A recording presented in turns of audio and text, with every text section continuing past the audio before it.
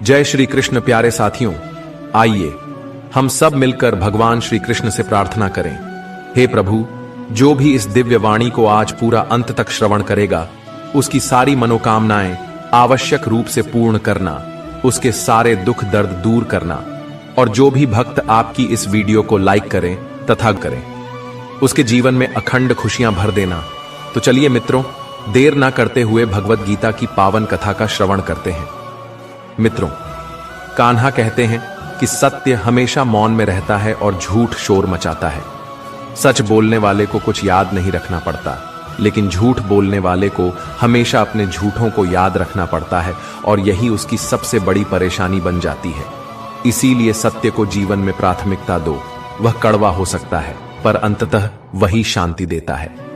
ध्यान रखना, कोई भी मनुष्य तब तक असली होता है जब तक वह तुम्हारे किसी काम का होता है।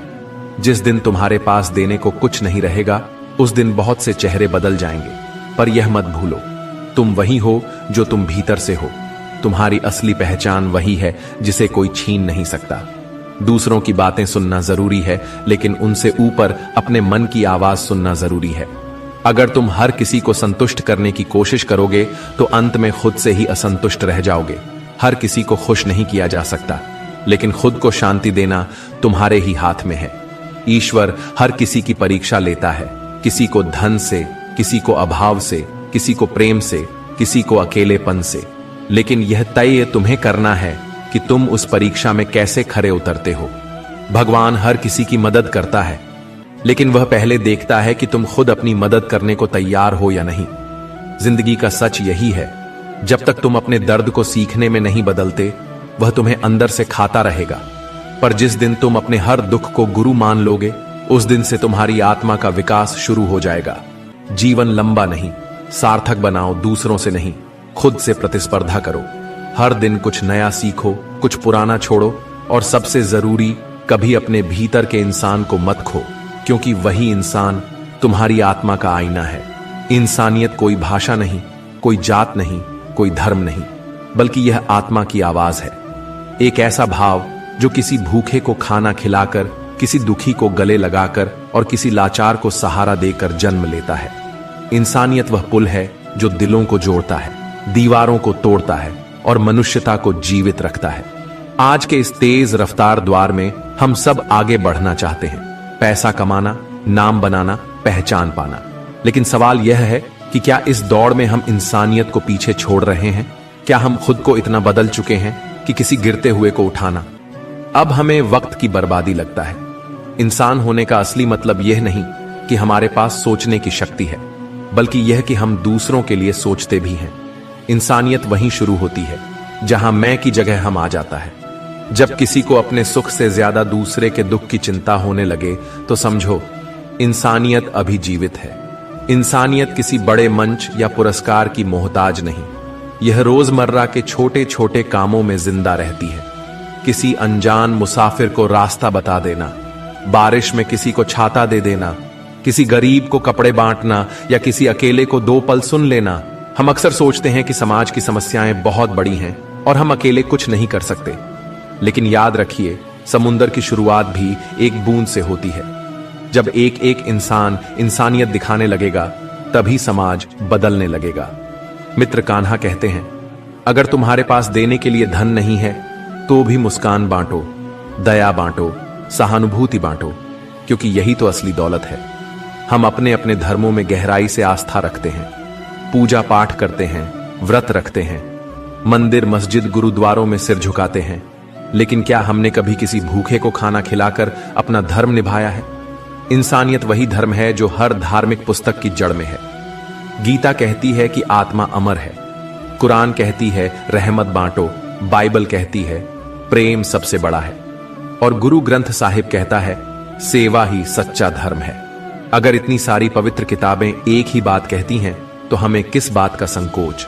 धर्म के नाम पर दीवारें खड़ी करना, लड़ना, नफरत फैलाना, यह इंसानियत नहीं, यह अज्ञानता है। जब किसी की पीड़ा देखकर तुम्हारी आंखें नम हो जाएं, जब किसी की भूख देखकर तुम्हारा पेट भरने का मन न करे, तब समझना तुम सच्चे इंसान हो। इंसान के जीवन का सबसे बड़ा उद्देश्य सिर्फ स्वयं के लिए जीना नहीं होता, बल्कि दूसरों के जीवन में थोड़ा उजाला भरना होता है।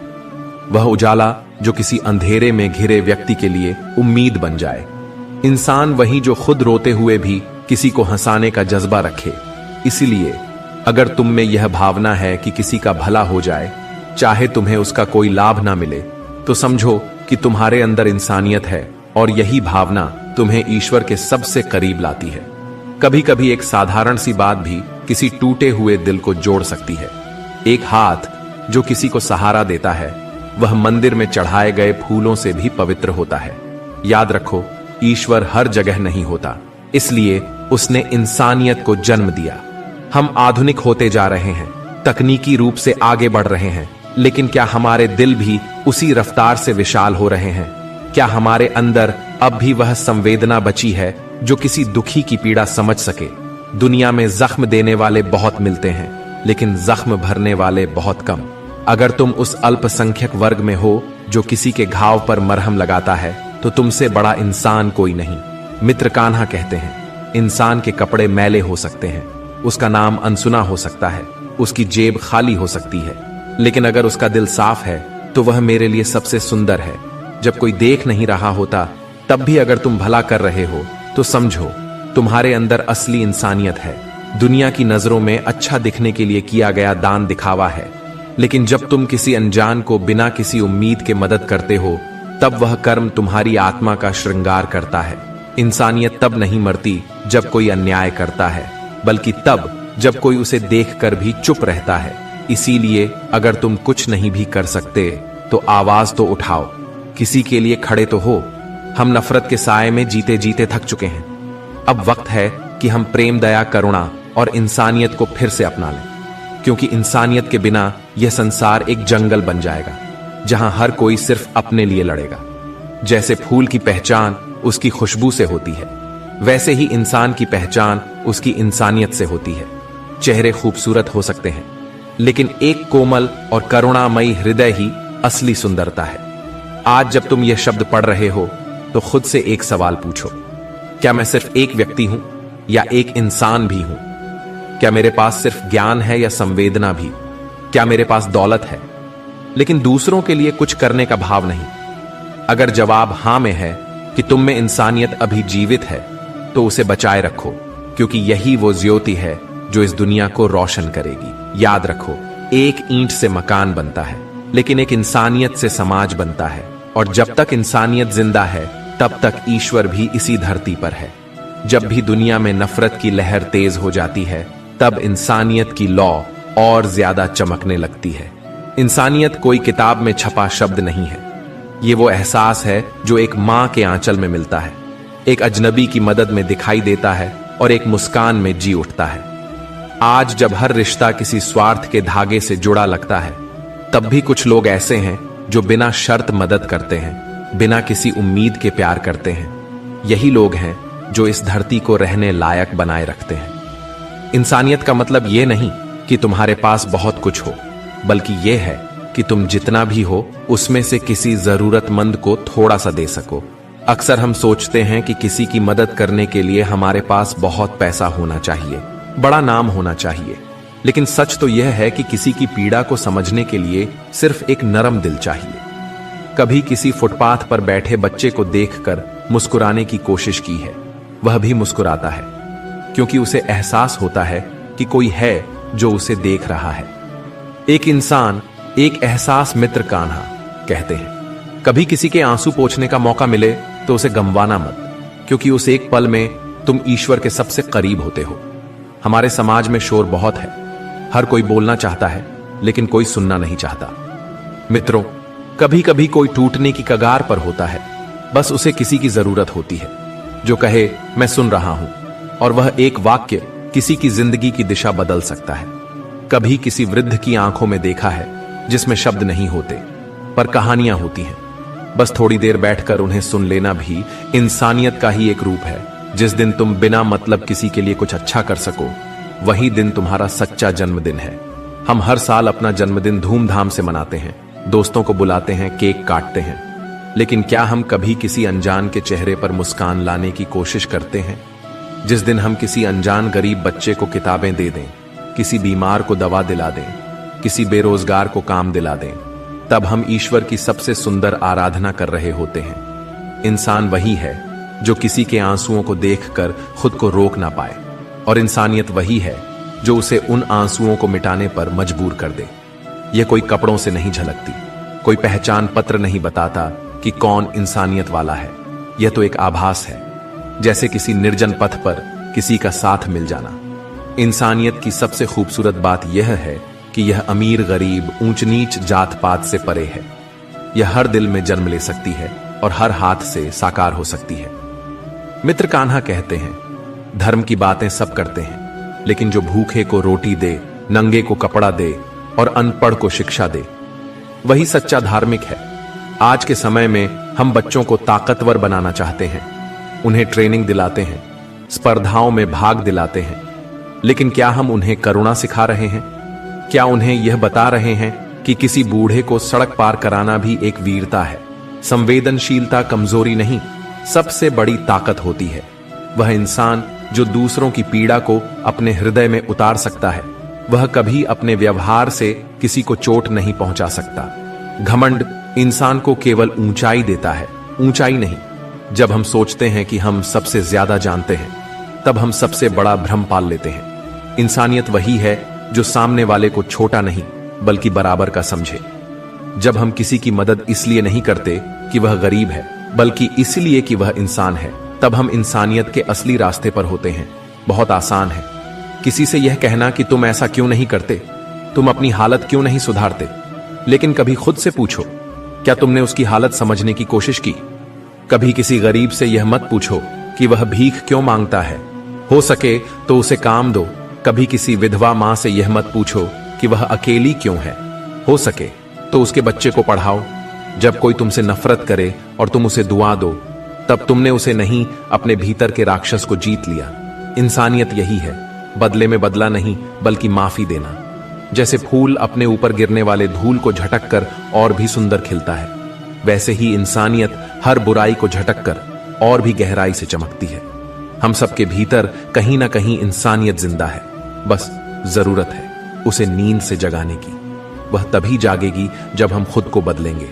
जब हम यह सोचने लगेंगे कि मैं किसी का भला कैसे कर सकता हूं, तब हमारी आत्मा खिलने लगेगी। दुनिया में क्या लेकर आए थे और क्या लेकर जाएंगे? कुछ नहीं, लेकिन अगर हम किसी एक जीवन में भी थोड़ा उजाला भर सके तो हमारी जिंदगी सार्थक हो गई।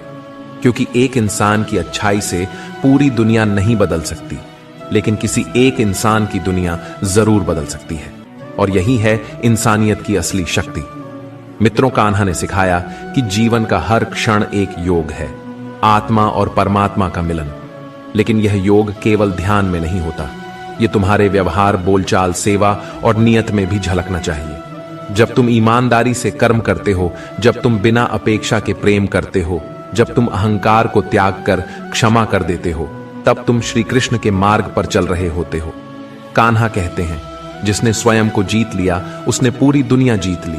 पर स्वयं को जीतना सबसे कठिन युद्ध है, क्योंकि यहां तुम्हें अपने आलस्य, क्रोध, ईर्ष्या, द्वेष और अहंकार से लड़ना होता है।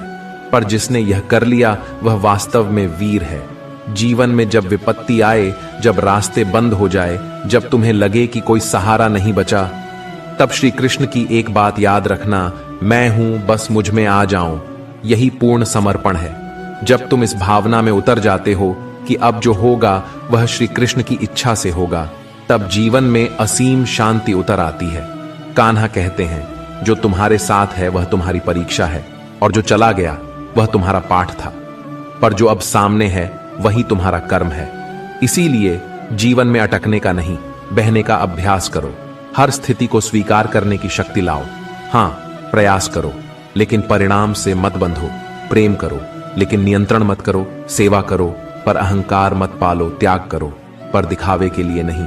मित्रों, कान्हा कहते हैं, हर दिन को केवल एक तारीख या तारीखों की भीड़ ना समझो, उसे एक साधना मानो। जैसे हर सूरज की किरण तुम्हें खुद से जोड़ने का निमंत्रण दे रही हो। हर रिश्ता तुम्हारे जीवन में एक सेवा का अवसर है, जहां तुम अपने अहंकार को त्याग कर केवल देना सीखते हो। हर दुख तुम्हारे भीतर छिपी दुर्बलता को पहचानने की एक कसौटी है, और हर सांस ईश्वर की दी हुई वह अमूल्य भेंट है जिसे पाकर तुम्हें धन्यवाद के भाव में झुक जाना चाहिए। माया हमें तब अपने मुंह में बांधती है जब हम अपने भीतर की जागरूकता को खो देते हैं। इसीलिए श्री कृष्ण का पहला संदेश है, स्वयं को जगा दो। हर सुबह जब नींद से उठो तो खुद से एक प्रश्न करो, क्या मैं आज भी मोह के जाल में जीने वाला हूं, या कृष्ण की चेतना में उत्तर धीरे धीरे तुम्हारे भीतर से ही आएगा, कभी मौन में, कभी विचारों में, लेकिन आएगा जरूर। श्री कृष्ण ने 3 अमूल्य सूत्र बताए हैं जो हमें माया से मुक्त करके आत्मा की ओर ले जाते हैं, साधना, सेवा और समर्पण। पहला सूत्र, साधना। हर दिन कुछ पल ऐसे निकालो जो केवल श्री कृष्ण के नाम के लिए हो। जोर से नहीं, किसी दिखावे या अभ्यास के लिए नहीं, बल्कि उस मासूम बच्चे की तरह जो अपनी मां को पुकारता है। बस उसी सरलता से श्री कृष्ण का नाम जब अंतर से निकले तो वह भीतर की अशांति को पिघलाकर उसे एक मीठी शांति में बदल देता है। धीरे धीरे मन के विकार मिटने लगते हैं, इच्छाएं शांत होने लगती हैं और माया का प्रभाव हल्का पड़ने लगता है। दूसरा सूत्र, सेवा। जो भी कार्य तुम्हें मिला है, चाहे वह घर संभालना हो, खेत जोतना हो, कार्यालय में बैठना हो या दुकान चलाना, उसे सेवा मानकर करो। श्री कृष्ण कहते हैं कि जब तुम अपने हर काम को मेरी भेंट मानकर करोगे तब वह केवल काम नहीं रहेगा, वह एक पूजा बन जाएगा। जब तुम बर्तन धोते हुए, भोजन बनाते हुए या अपने प्रियजनों की मदद करते हुए सोचोगे कि यह मैं श्री कृष्ण को समर्पित कर रहा हूं, तब वह क्रिया तुम्हारी आत्मा को हल्का और निर्मल कर देगी। और तीसरा सूत्र, समर्पण। यह राह सबसे कठिन लगती है, लेकिन यही सबसे मधुर मार्ग भी है। जब जीवन में कुछ ऐसा हो जाए जो हमारी चाह के विरुद्ध हो, बीमारी, हानि, अलगाव या कोई असहनीय दुख, तब हम अक्सर टूट जाते हैं और प्रश्न करते हैं, क्यों मेरे साथ। लेकिन श्री कृष्ण कहते हैं, जो घट रहा है वह मेरी जानकारी में है और जो नहीं हो रहा वह मेरी इच्छा में नहीं है। जब हम यह समझते हैं और दुख को भी स्वीकार करने लगते हैं, तब माया की सबसे मजबूत दीवार भी ढहने लगती है। हम अक्सर किसी व्यक्ति से इतना मोह कर बैठते हैं कि अगर वह दूर हो जाए तो हमें लगता है जैसे हमारी दुनिया ही खत्म हो गई। लेकिन श्री कृष्ण कहते हैं कि प्रेम ऐसा हो जो बंधन ना बने, बल्कि एक ऐसा पंख बन जाए जो उड़ान दे। अगर आप किसी से सच्चा प्रेम करते हैं तो उन्हें जकड़िए मत, बल्कि उन्हें खुद को खोजने की स्वतंत्रता दीजिए। उन्हें केवल उनके अच्छे रूप में नहीं, बल्कि उनके बदलते स्वरूपों में भी स्वीकार कीजिए। मित्रों, एक बार रुक्मणी जी ने श्री कृष्ण से पूछा, प्रभु, आप इतने लोगों से प्रेम करते हैं तो क्या मैं आपके लिए विशेष नहीं हूं? श्री कृष्ण मुस्कुराए और बोले, प्रेम को गिना नहीं जाता, प्रेम तो बहता है, और जो प्रेम मापा जाए वह व्यापार बन जाता है। रुक्मणी, तुम तो मेरे अंतकरण की वह कोमल भावना हो जो हर भक्त के भीतर विद्यमान है। यह उत्तर केवल रुक्मणी के लिए नहीं था, यह हम सबके लिए था। प्रेम बांटो, लेकिन उससे दूसरों को बांधो मत। अब बात करते हैं उस अंतिम सूत्र की जो श्री कृष्ण ने बार बार बताया, स्वधर्म में स्थित हो जाना। अर्थात जो तुम्हारी प्रकृति है, कृति, जो तुम्हारा मार्ग है, उसे समझो और उसी पर चलो। दूसरों की नकल मत करो, उनके रास्ते मत अपनाओ। एक मछली अगर उड़ने की कोशिश करे या पेड़ पर चढ़े तो वह अपनी वास्तविकता खो देगी। श्री कृष्ण कहते हैं, तुम वही हो जो तुम्हारी आत्मा में लिखा है, उसी रूप में खिले जहां तुमको प्रकृति ने रखा है। मुझ में स्थित होकर वही बनो जो तुम वास्तव में हो सकते हो। मित्रों, कान्हा कहते हैं, मोह माया से निकलने का मार्ग कोई जटिल या सन्यासियों वाला कठिन रास्ता नहीं है। वह तो हमारे अपने ही जीवन में छिपा है। वह हमारे हर निर्णय में है, हर सुबह की शुरुआत में है, हर रिश्ते की भावनाओं में और हर कर्म की नियत में समाया है। बस जागिए, हर दिन श्री कृष्ण का स्मरण कीजिए, थोड़ा थोड़ा मोह त्यागते जाइए और आत्मा को हल्का करते जाइए। मित्रों, श्री कृष्ण की वह दिव्य वाणी जिसे हर किसी को जीवन भर याद रखना चाहिए। जब तक तुम संसार की मिठास में उलझे हो, तब तक तुम मुझे जान ही नहीं सकते, और जब तुम मुझ में पूरी तरह डूब गए तो यह संसार भी तुम्हारे लिए एक मधुर खेल बन जाएगा। इसलिए संसार को त्यागो मत, पर उसमें खो मत। श्री कृष्ण की भांति जियो, सब में रहो, सबके लिए रहो, पर किसी के बंधन में मत रहो। अब हमारी तीनों खंडों की यह यात्रा यहां पूरी होती है, लेकिन यह मत समझना कि श्री कृष्ण की वाणी कभी थमती है।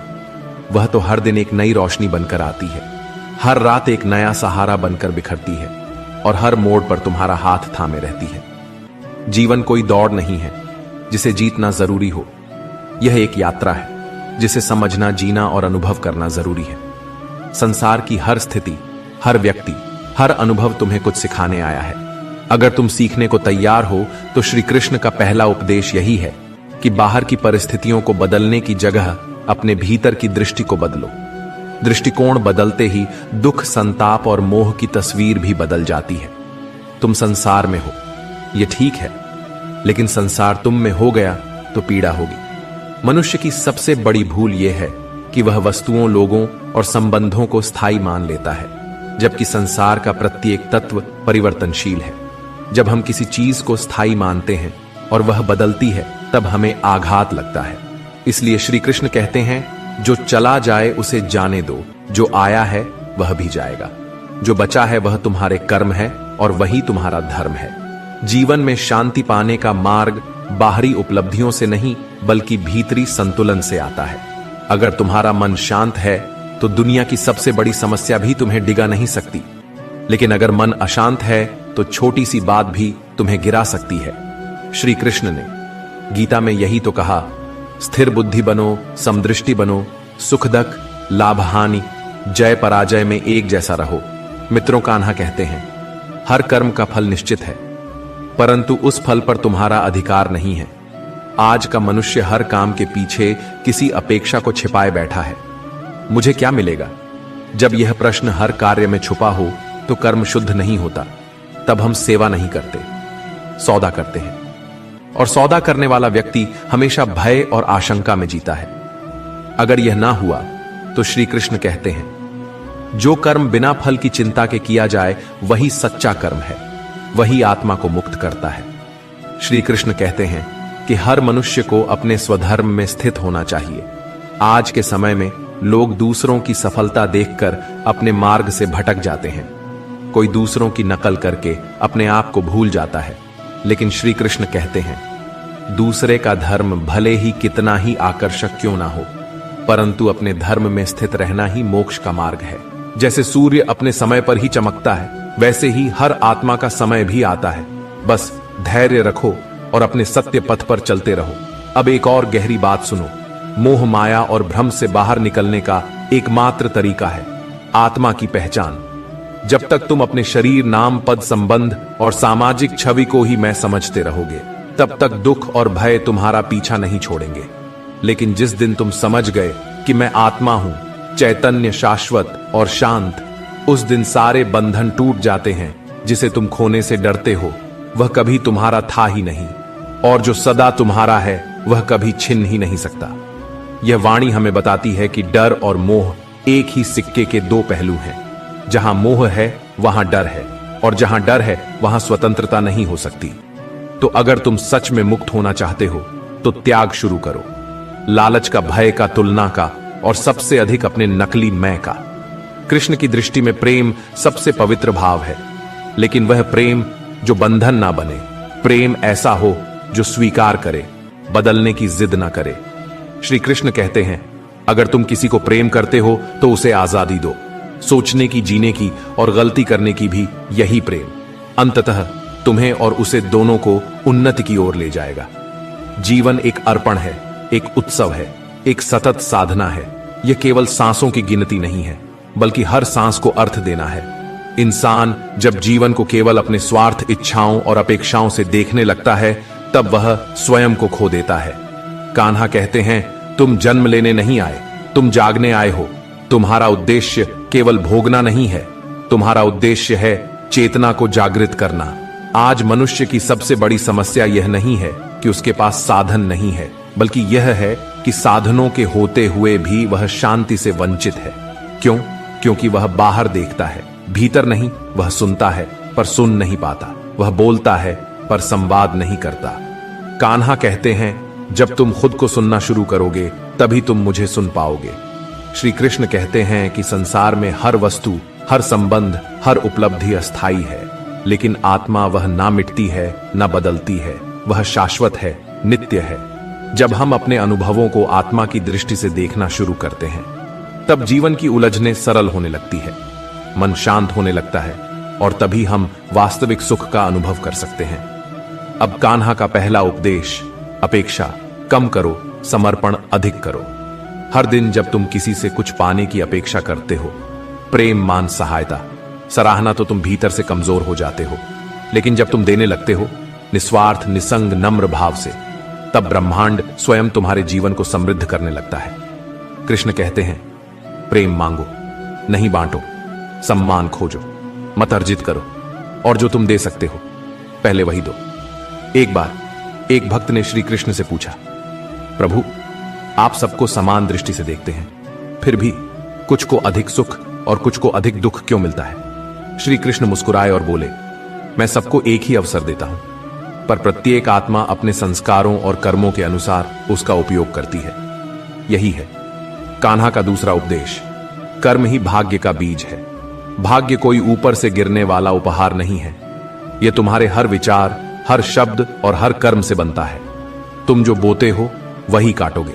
यह ब्रह्मांड का सनातन नियम है। लेकिन समस्या तब आती है जब हम कर्म करने के बाद भी फल की चिंता में डूबे रहते हैं। कृष्ण गीता में स्पष्ट कहते हैं, कर्म करो, फल की इच्छा मत करो। फल मेरी इच्छा से होगा, तुम्हारी चिंता से नहीं। और अब तीसरा, गहन मार्गदर्शन, ध्यान से पहले मौन को साधो। मनुष्य ध्यान करने बैठता है, लेकिन उसका मन इधर उधर भटकता रहता है। कारण मन शोर से भरा है, भूतकाल की ग्लानियों से, भविष्य की आशंकाओं से, दूसरों की अपेक्षाओं से। श्री कृष्ण कहते हैं, मौन साधो। उस मौन में तुम मुझे पाओगे। जब शब्द रुकते हैं तब अनुभूति शुरू होती है। एकांत में बैठकर जब तुम श्री कृष्ण का नाम लो, बिना किसी विशेष शैली, बिना किसी नियम, बस प्रेम से, जैसे एक बच्चा अपनी मां को पुकारता है, तब वह नाम तुम्हें भीतर से स्पर्श करता है। श्री कृष्ण के नाम में वह शक्ति है जो अशांत हृदय को भी झील की तरह शांत कर देती है। कान्हा आगे कहते हैं, रिश्तों में मोह नहीं, श्रद्धा रखो। मनुष्य अपने रिश्तों से जितनी अपेक्षा करता है उतनी ही पीड़ा उसे मिलती है। कोई व्यक्ति जब हमारी अपेक्षाओं के अनुसार नहीं चलता तो हम टूट जाते हैं। लेकिन कृष्ण सिखाते हैं, रिश्तों को कर्तव्य समझो, स्वामित्व नहीं। तुम किसी के मालिक नहीं, केवल सहभागी हो। प्रेम में स्वतंत्रता होनी चाहिए, ना कि बंधन। जब तुम किसी को प्रेम देते हो तो उन्हें पंख दो, पिंजरा नहीं। यही सच्चा प्रेम है, जो स्वीकार करे, जो बदले नहीं। मित्रों, कान्हा कहते हैं, अगर किसी चीज को खोने का डर तुम्हें अंदर से हिला रहा है तो जान लो वो चीज तुम्हारी आत्मा से नहीं जुड़ी, बस मन से जुड़ी है। मन का काम है जोड़ना, पकड़ना, बचाकर रखना। आत्मा का स्वभाव है बहना देना और स्वीकार करना। जो आत्मा की ओर बढ़ रहा होता है वह पकड़ने की जगह छोड़ने लगता है। यह त्याग नहीं है, यह उच्च चेतना की निशानी है। अब बात आती है समय की। मनुष्य या तो अतीत में उलझा रहता है या भविष्य की चिंता में। श्री कृष्ण कहते हैं, वर्तमान में आओ, यही क्षण सत्य है, यही पल जीवन है। कई लोग कहते हैं, मैं भविष्य सुरक्षित कर रहा हूं, लेकिन अगर आज को खोकर तुम कल बना रहे हो तो वह भविष्य केवल डर का विस्तार होगा। श्री कृष्ण का मंत्र है, हर सुबह जागो और कहो, हे कान्हा, आज तू है, मैं हूं, बस इतना ही पर्याप्त है। अब एक विशेष वाणी पर ध्यान दें। श्री कृष्ण कहते हैं, मैं तुम्हारे बाहर नहीं, तुम्हारे भीतर हूं, लेकिन जब तक तुम बाहर खोजते रहोगे तुम मुझे नहीं पाओगे। इसलिए ध्यान बाहर की सफलता पर नहीं, भीतर की साक्षी पर दो। जब तुम हर दिन ईमानदारी से, प्रेम से और विनम्रता से जीते हो तो तुम श्री कृष्ण के साथ हो। तब मंदिर जाना अनिवार्य नहीं रहता, क्योंकि तुम्हारा हृदय ही मंदिर बन जाता है। मित्रों, शांति बाहर से नहीं आती, वह भीतर से उभरती है। तुम चाहे कितने भी पद पालो, कितनी भी दौलत जमा कर लो, अगर तुम्हारा मन बेचैन है तो जीवन हमेशा अधूरा लगेगा। लेकिन अगर तुम्हारा अंतःकरण शांत है तो तुम एक छोटे से कमरे में बैठकर भी संसार के सम्राट बन सकते हो। मित्रों, आज के लिए बस इतना ही प्यारे साथियों।